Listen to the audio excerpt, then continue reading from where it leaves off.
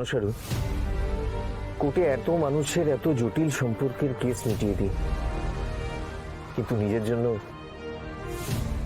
কিছুই করতে পারছি না। আচ্ছা আমাকে একটা কথা বলো, আমাদের এই কেসটা যদি তোমাদের কোর্টে জজ সাহেবের কাছে ওঠে, উনি কি রায় দেবেন?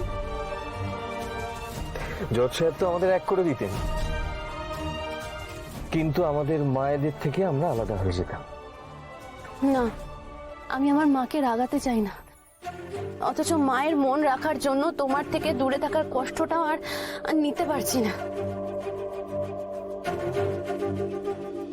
মাঝে মাঝে মনে হয় যেন সারদা, সেদিন তোমার পা ধরে ক্ষমাটা চেয়ে নিলেই বোধহয় ব্যাপারটা মিটে যেত, কিন্তু আমি না শেখর, সেদিন তুমি তোমার সাধ্য মতন অনেকটা করেছো, আর না। সাধ্যমতো করেও আমি কিছু করতে পারছি কোথায়? কিছু সলভ করতে পারছি না। আর পারছি না একটাই কারণে, কারণ আমরা দুজনেই আমাদের মাদের ভালোবাসি। সেজন্যই দেখো কি যে একটা দোটানায় দুজনে জীবন কাটিয়ে চলেছি। আচ্ছা শেখর, যদি কোনোদিনও এরকম দিন আসে যেখানে একদিকে আমরা একদিকে আমাদের মায়েরা, দুজনের মধ্যে একজনকে বেছে নিতে হয়, তখন? না, এটা আমি কখনোই হতে দেব না। হয়তো একটু দেরি হতে পারে, কিন্তু আমি সব ঠিক করবই।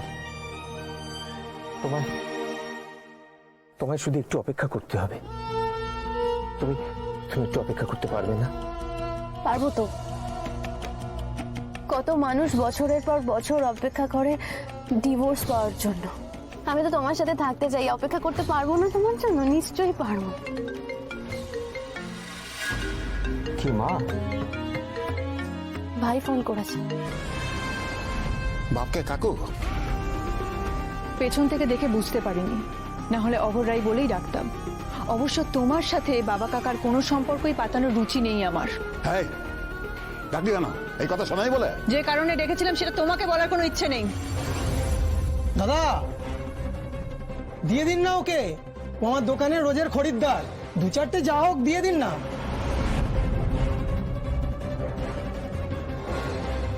ও, দুধ লাগবে তাই না?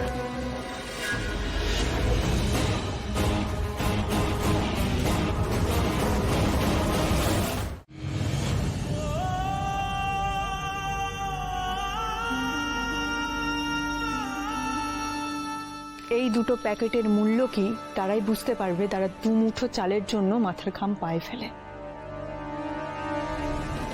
আর তুমি তো কম দামি বালি সিমেন্ট মিশিয়ে লোকের বাড়ি তৈরি করো। ঠকবাজরা এর মূল্য বুঝবে কি করে? আমি লোক ঠকাই? তো এই, আমি লোক ঠকাই না। মুখ সামনে কথা বলবি। কেন? মুখ সামলে কথা বলার কি আছে? আমি কি ভুল কিছু বলেছি? এই গল্প তো নতুন কিছু নয় কারোর কাছে। 18 বছর আগে থেকেই দেখে আসছি আমি। তখন তো মায়ের বিশ্বাস নিয়েও ঠকিয়েছিলে।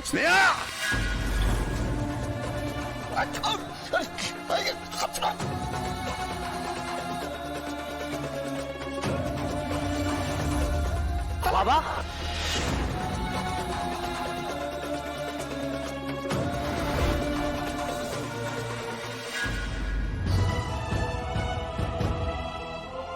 কি হচ্ছে এখানে বাবা?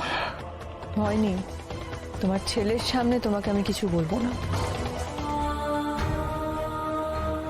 না, ওই অঘরকান্তি রায়ের জন্য আমি নিজের মন মেজাজ খারাপ করব না। মা আজ এত খুশি মনে সব কিছু করছে। মায়ের মুখের এই হাসিটুকু আমার কাছে অনেক দামি। ও মাই তো, স্নেহা এসে গেছে। অন্নমা, এই যে পাপড়গুলো। স্নেহা দে। ভালো করে দেখে নিও সব ঠিকঠাক আছে কিনা। এই তোর আবার ভুল হয় কবে? আমিও তো মানুষ, আমারও তো ভুল হতে পারে নাকি? চুপ কর। তো দেরি হলো কেন রে এত? আর বলিস না, জিনিসপত্র গুছিয়ে আনতে আনতে দেরি হয়ে গেল।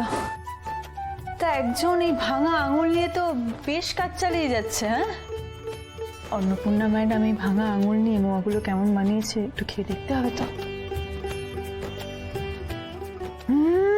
দিদি খেয়ে দেখ। তুই খা। একা একা এগুলো খাওয়া যায় না। বাসন্তী মাসি, তুমিও খাও, টেস্ট করে দেখো তো কেমন হয়েছে। ভালো না? এই মোয়াটা যে বানিয়েছে তাকেও তো একটু খেয়ে দেখতে হবে, সেও তো বলবে কেমন হয়েছে। দে দে না, একটু টেস্ট করে দেখি।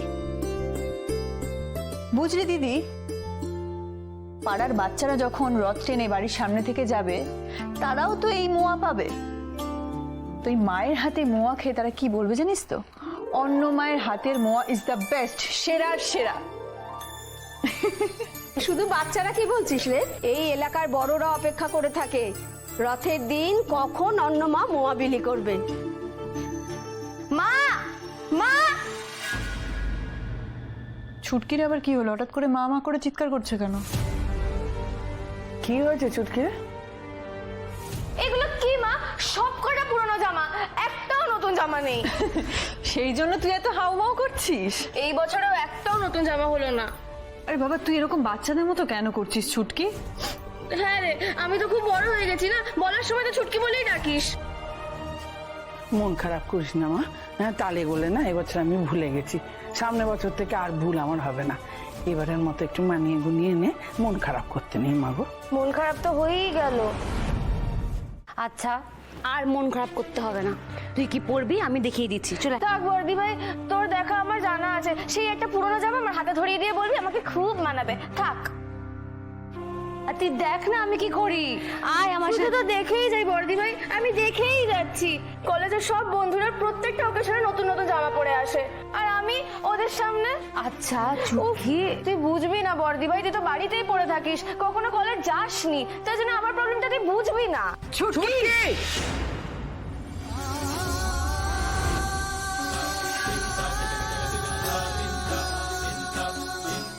নতুন জামা চাই নতুন জামা চাই করতে করতে মুখের আগল নেই না? কাকে কি বলছিস, জ্ঞান গম্য হারিয়ে ফেলেছিস? হ্যাঁ দিদি বাড়িতে থাকে, কলেজে যায়নি দিদি। নিজের স্বপ্ন আশা আকাঙ্ক্ষা সবকিছু জলাঞ্জলি দিয়ে বাড়িতে থাকে। কেন থাকে? তোদের স্বপ্ন আশা আকাঙ্ক্ষা পূরণ করবে তাই থাকে।